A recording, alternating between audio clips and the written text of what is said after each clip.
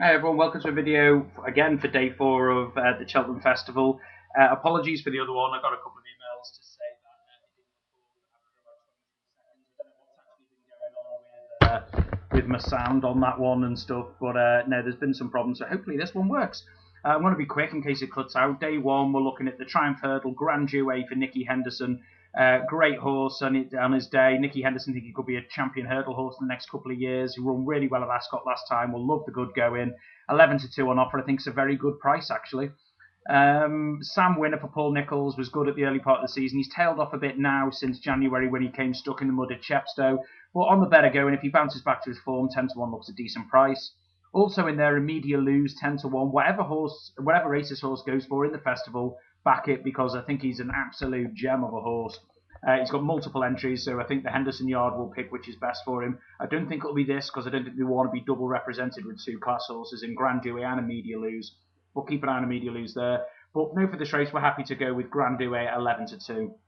Moving on to the county hurdle, a horse like here is Snap Tie and Philip Hobbs. Came fourth in the champion hurdle a few years ago when left at the start after a terrible start from the start, so he should be shocked for what he did on that day. Have a look at some YouTube videos for it. There was one of the worst starts I've seen at a champion hurdle, to be honest.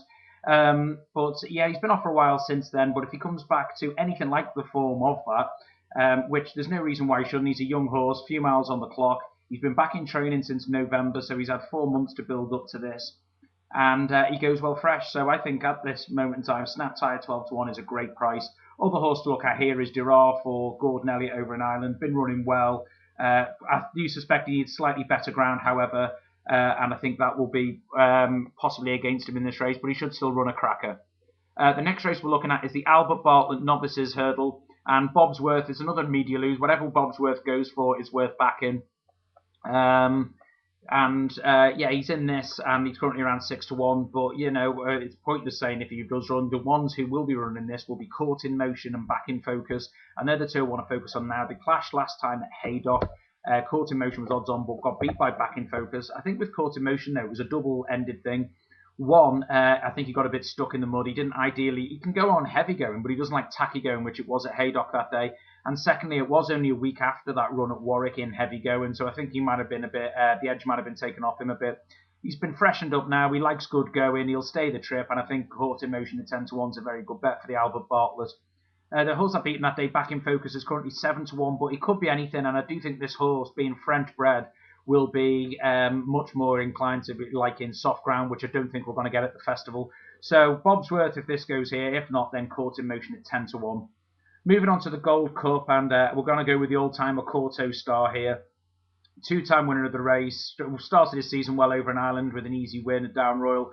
But it all went a bit wrong for him from Boxing Day, really. He was trained up to the minute for the King George on Boxing Day. We obviously lost it because of the weather. And then by the time January came, the Nicholls Yard was under a bit of a cloud. As I said earlier about Sam Winner, they had all the inoculations and stuff like that then. And Corto Star, well, he came third in the race after that terrible mistake, 3 from home.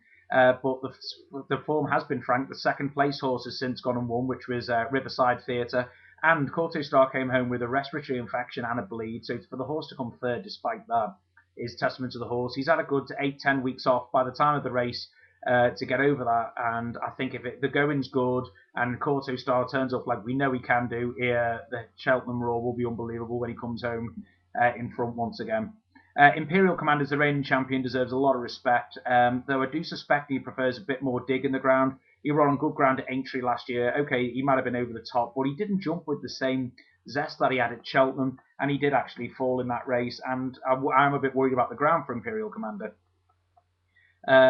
Also, another worry for him is he has been out for most of the season with this injury to his leg. I know he's had some gallops and stuff like that now, but there's nothing like going over the fences of in a competitive race. I still think he'll be bang there, but I would take Corto Star to reverse the form with him this time. I'd also like to give a shout out to Midnight Chase as well for the small fairy tale yard, the Mulholland Yard. Multiple course wins. We'll love the course. We'll love the going. I just wonder if he's just that little bit shy of the top class. I could see him run onto a place like some have over the years, the likes of your Sir Rembrandts and, and he wasn't quite a harbour pilot and stuff over the year, he was slightly short of the top class. And I think Midnight Chase fits the bill. The other horse is worth mentioning, Denman, obviously former Gold Cup winner, always runs his race. I just think the going's gone against him. And of course, Long Run, the impressive winner of the King George. I do love this horse. I think it's a great horse. The one worry is 2 runs as favourite around Cheltenham. He looked like the winner, turning for home.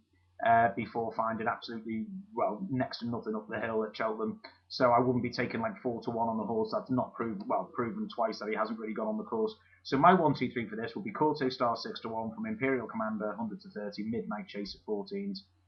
The next 2 races are for the conditional jockeys, and the first race is the Fox Hunters, and I'm going to side with last year's winner, Baby Run, currently 3-1. Won last year with Sam Twiston Davis on board. This year, his little brother Willie Twiston Davis will be on board.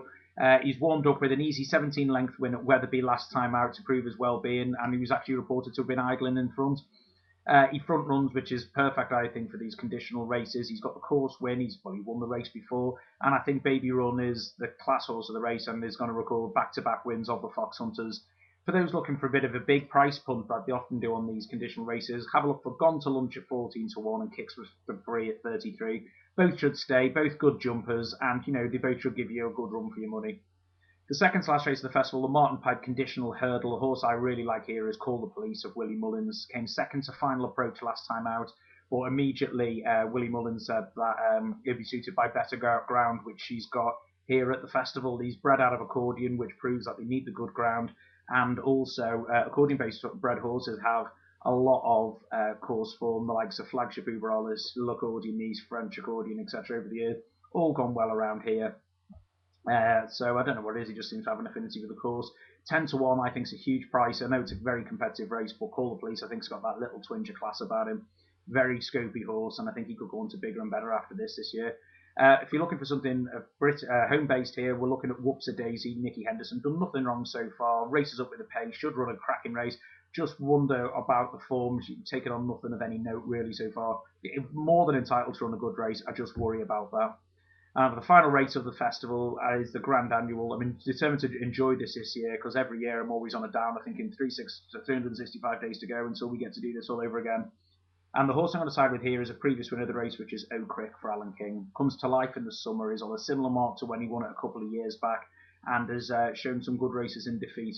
As I said, comes alive in the spring, and last year was a very creditable fourth in the Queen Mother Champion Chase. Nothing of that standard here, and a reproduction of that form will put him bang there. 12-1 is a more than fair price, I think. Another horse I like here is Shore Acres as well. Had some interesting course form, ran very well in the bumper 3 years ago. Got hampered before staying on for 5th, and then in the Supreme Novice led between the last 2 before just being run out of it close home by a wave of horses, came 4th in the end.